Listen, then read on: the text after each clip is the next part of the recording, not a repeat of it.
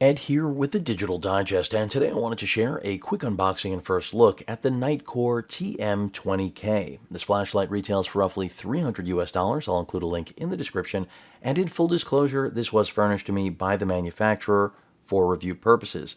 Now, with that out of the way, what makes this brand new offering from NITECORE so unique is its size, robust build, and of course, its power.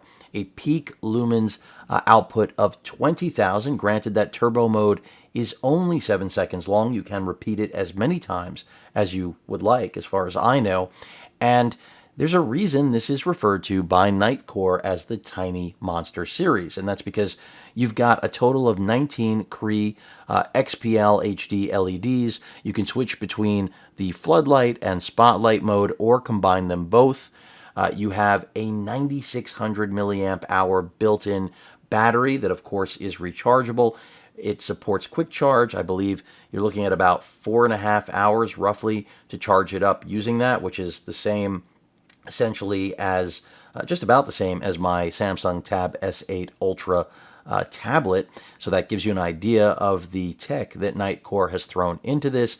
And if you're using it in a low lumens output, for example, something around a little over 1,000 lumens, I believe it's 1,050, you can get over 4 hours of runtime out of this flashlight. Now you can see they've specified where the power button is, the tactical buttons right there, the charging port, which you're going to see in a moment, the mode button, and there's even a locking mechanism, which you can see right here, that allows you to either completely lock the flashlight so that it doesn't accidentally go on and blind you or someone else, and then 2 running modes, one that's essentially always on, the other more of an intermittent tactical mode, so that you can use the flashlight the way you need to. It has an IP68 rating. It is waterproof, but it is not suitable for underwater use. Even though it will function, it is not recommended by the manufacturer. And the max distance on the throw of that beam is 290 meters. So with that out of the way, let's go ahead and open this up. Pretty much you now have, I would say, a fairly solid idea. One side appears to already, oh, no, they're both already open.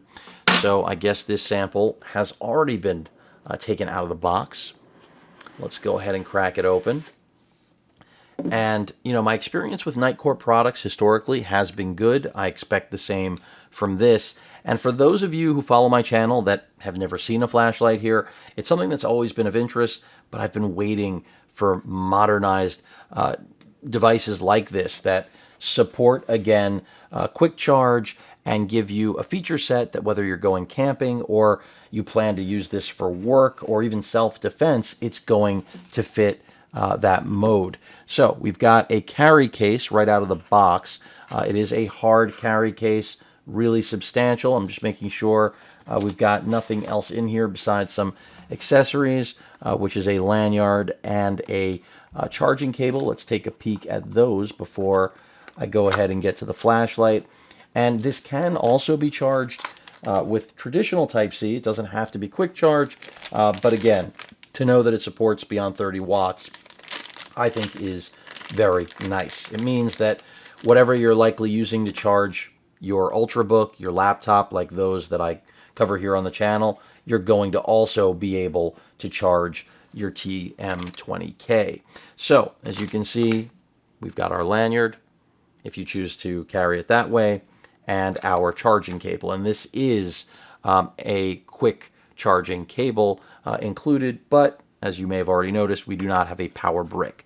Now let's get to the flashlight itself. And remember, this thing is really, for many, I think, something that you would consider for self-defense if, you know, the matter arises, because it is just that powerful. And I can tell you right now, you can feel it holding it. I mean, this thing is a brick. Build quality seems to be excellent. And I mean, just what are you looking for in a modern light that can do just about anything? Now, not everyone needs a light like this that's capable of 20,000 output. And NITECORE makes a really broad range of lights, so if this is too expensive and you just don't need the 20,000 lumens, take a look at their other lights. But if you've been waiting for something like this, like me, let's hope that it's going to live up to that promise. Now let's test out the functionality of the NITECORE TM20k. As you can see, the majority of the controls are here at the bottom of the grip. We have the power button with a built-in LED that will indicate the speed with which you're charging, as well as the actual battery life. It'll let you know when the battery's getting low. Then we have the turbo button that runs across both sides of the grip, really across the entire thing. You have your Type-C charging port. Remember, again, that does support quick charging, 4.5 hours to a complete charge, over 4 hours of runtime on the lowest output. Then the mode button right here on the top of the grip. I say the top because this is meant to be held like this, giving quick access to essentially all of the controls other than the locking mechanism. Now, right now, we're in the lock position, which means this light cannot be operated. It is totally disabled. If we switch it to position 1, we will get a constant on capability out of the power button, and position 2 will give us intermittent.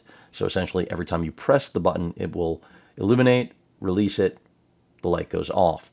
In order to actually move in and out of the different positions, you have to hold the mode button and then just slide it to the position you desire.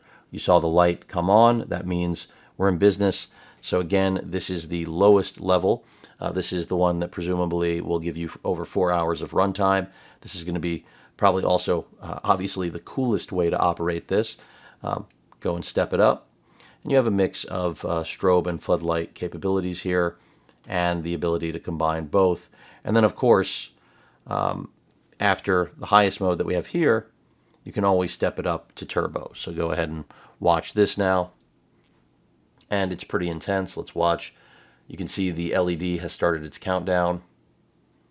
And so the cool thing is that while some people will say, well, 7 seconds isn't that long, you can do this as many times as you want.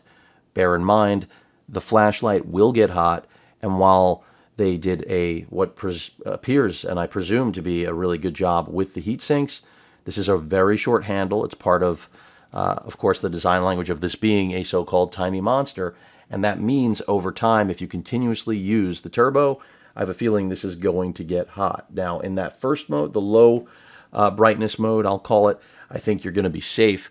That heat isn't going to really make it past the heat sinks, but you always want to be careful not to touch this prolonged use. It's just, you're putting out that much light. You have 19 LEDs. It's bound to get hot. But overall, I think the design of this light is great. If we jump it into the second position, you can see we have a completely different blink there from the LED. And now, so it's actually locked, it appears. So that's indicating it went back to a locked position. So essentially go to the mode button, bring it over. Now we're back in business. So essentially, this is probably the smartest way to use this light, just from perspective of maintaining battery, as well as assuring that you're not going to blind anyone accidentally, or anything for that matter, because you have to press the button in order to get the light to illuminate. Which means you will not have any accidental presses. I mean, granted, other things could hit it accidentally, but that's what the first lock position is really for. This is to prevent user error, and I think that's smart. And of course, if you're in the always on, well, it's always on. But here, the same rules apply. But if you press something like a mode button, it's not going to activate again without the power button. So they have to be used in tandem. But that pretty much sums things up. Again, a nice light. It is expensive, but it appears to be incredibly versatile and very much well made. The construction is excellent. IP68 rating, which means it can get wet, but you don't want to use this underwater. That's not what it's designed for. And the built-in metal clip seems nice. I mean, everything that NITECORE did here, the attention to detail seems to be excellent. So it'll just be a matter of time. We'll see what battery life is like, if it holds up to that 4-hour claim in that lowest output, a little over 1,000 lumens.